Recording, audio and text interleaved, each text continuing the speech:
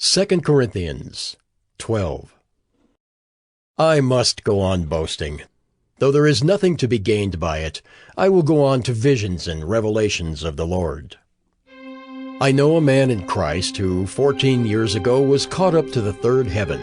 Whether in the body or out of the body, I do not know. God knows.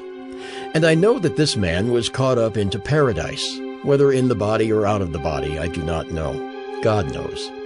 And he heard things that cannot be told, which man may not utter. On behalf of this man I will boast, but on my own behalf I will not boast, except of my weaknesses.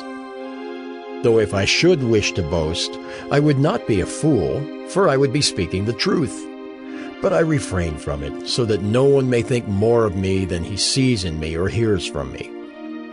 So to keep me from becoming conceited because of the surpassing greatness of the revelations, a thorn was given me in the flesh, a messenger of Satan to harass me, to keep me from becoming conceited.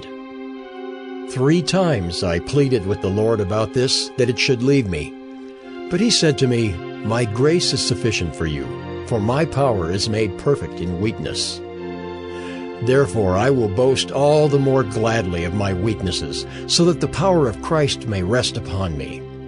For the sake of Christ, then, I am content with weaknesses, insults, hardships, persecutions, and calamities. For when I am weak, then I am strong. I have been a fool. You forced me to it, for I ought to have been commended by you. For I was not at all inferior to these super-apostles, even though I am nothing. The signs of a true apostle were performed among you with utmost patience, with signs and wonders and mighty works. For in what were you less favored than the rest of the churches, except that I myself did not burden you? Forgive me this wrong.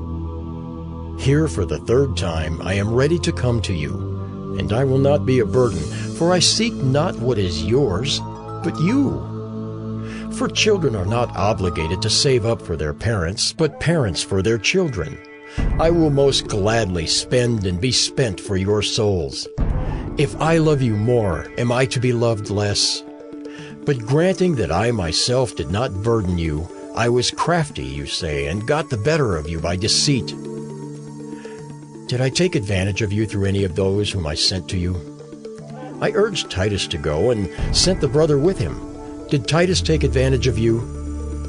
Did we not act in the same spirit? Did we not take the same steps?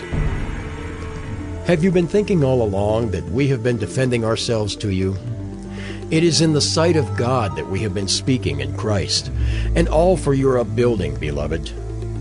For I fear that perhaps when I come I may find you not as I wish, and that you may find me not as you wish, that perhaps there may be quarreling, jealousy, anger, hostility, slander, gossip, conceit, and disorder.